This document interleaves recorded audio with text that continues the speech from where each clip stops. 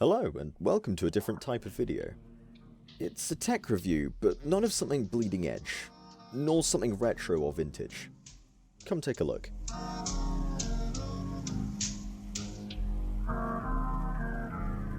This is the 2016 iPad Pro, and while it bears more design similarity to the current generation iPad than the newer iPad Pros, I'm here to tell you why it's a potentially great, relatively budget, all-in-one option if you want to try filmmaking or producing online content. In terms of the design, the first thing that immediately stands out is just how thin and light this device is. Just look at it next to this iPhone XR and MacBook Air.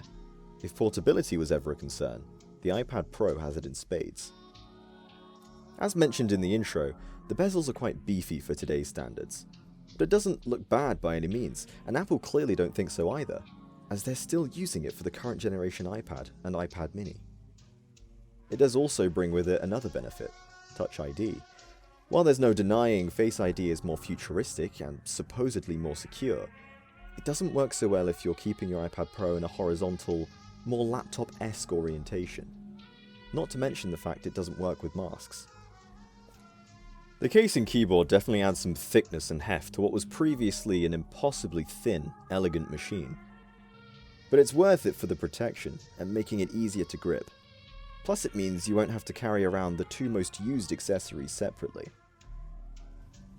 Although not an OLED, the 2048x1536 Retina IPS display looks really nice, especially given that close to desktop resolution is squashed down into such a compact space. Viewing angles are as good as you'd expect them to be, and consuming video-based content is as enjoyable and vibrant as you could want. Pair this with the impressive quad speaker setup, and you've got a pretty much perfect portable media device.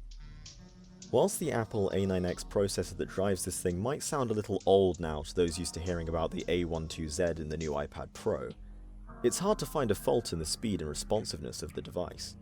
And comparing it to the A9 found in the iPhone 6s, as some might, just feels silly given the sheer difference in OS and optimization.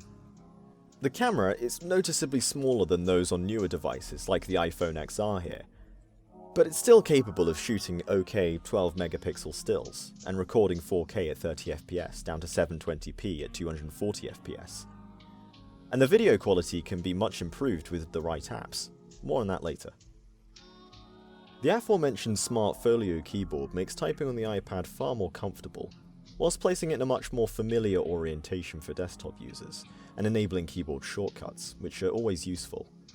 Though people used to mechanical keyboards will likely find the short key travel akin to punching the desk at first, it's quick to get used to, and is still a vast improvement over trying to type on the screen with both hands, if anyone actually does that. The Apple Pencil isn't as necessary as the keyboard, especially if you already own a Bluetooth mouse.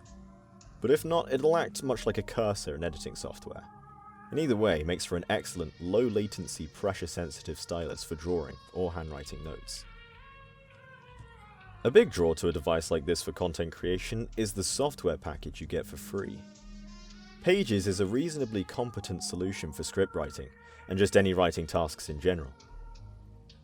The camera app, while basic, allows for hassle-free recording of 4K video, 240 FPS slow motion, and time lapses, along with the basic focus and exposure adjustments. As for video editing and music production, iMovie and GarageBand are available as free downloads, and both work astoundingly well, even on a slightly older iPad such as this. Most impressively, this allows for the recording, editing, and exporting of 4K footage, essentially lag-free, on a single piece of tech. In terms of stepping it up a notch, Filmic Pro allows for DSLR-like control over the camera, enabling recording at much higher bit rates and in flat LOG profiles for better color correction. In terms of putting this much improved footage to good use, LumaFusion is a much more featured editing software that enables pretty much anything you might expect from a desktop-level video editing software, even incorporating a familiar UI and logical keyboard shortcuts for a more streamlined editing process. As well as that, there's obviously a wealth of both paid and free apps available on the App Store that'll allow you to experiment with other forms of content creation besides video production, including animation, digital art, and app development. To conclude, The 2016 iPad Pro not only makes for a fantastic budget-conscious all-in-one machine for content creation, but buying something second-hand helps in part to reduce the ever-growing mountain of e-waste, making it a much more eco-friendly alternative to buying a brand new tablet computer every year.